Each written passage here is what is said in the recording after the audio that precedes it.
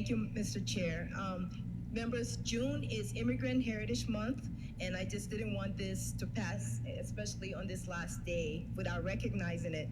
So, the state of Colorado, the House of Representatives convened in the 73rd General Assembly, hereby extends sincere she doesn't want it to be a tribute.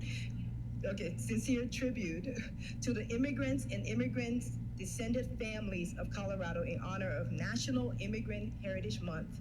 I offer this tribute as a refugee and the first African immigrant to serve in the Colorado State House.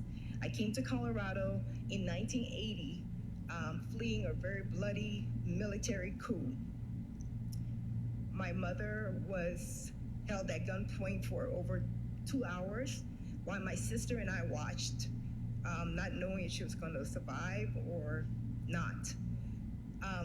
The soldiers had come looking for a government official.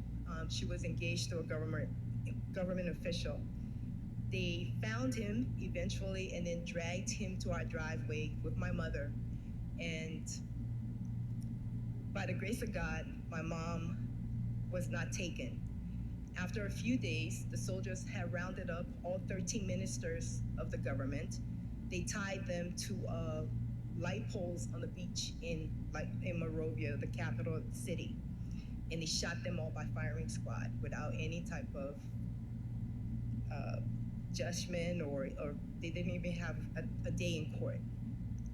Shortly after that, my family grabbed, what we could from our house because we knew that the soldiers would come back and we were not going to be safe. We were then fortunate to flee. Many people got raped, many people got killed during that military coup. And this happened in April. By June of that year, we found ourselves here in the United States. And we came because we were fleeing, looking for a better life. My mom wanted something better for us, for me and my sister. We ended up in Aurora, Colorado, where I live today. And here I stand.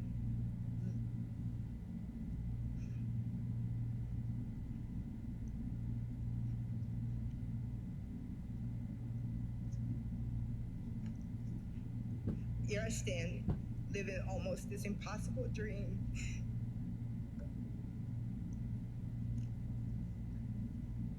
Thank you. Living an impossible dream, representing my district as a state representative. I've been able to raise my daughter, have my own business.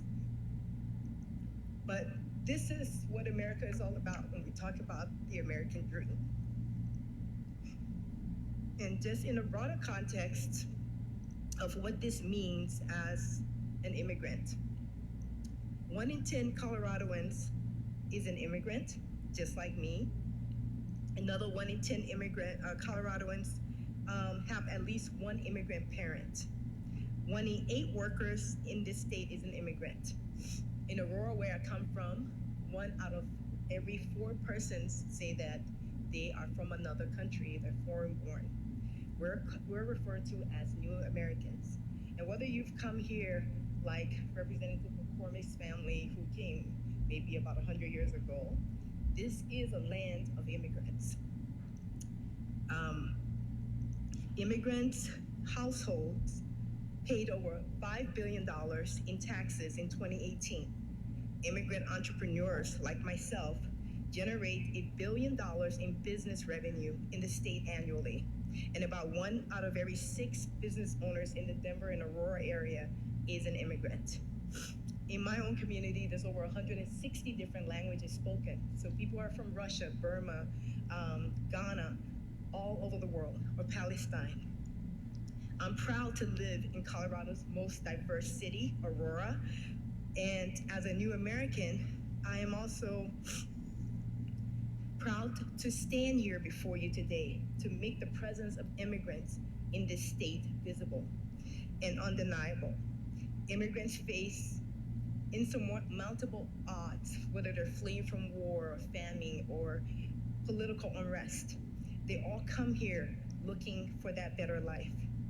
We are fundamental to the fabric and identity of Colorado, and our existence deserves not merely recognition, but respect. During the National Immigrant Heritage Month, I challenge each of you to think about how you ended up in this state, whether you are, because we are a nation of immigrants, and this month gives us the opportunity to reflect on your own families, your path to America, and the pledge to continue to work in a more compassionate, more inclusive America for all. And I just want to say thank you, members. It's been my honor to serve with each of you, and God bless the United States of America. Thank you, Representative Ricks.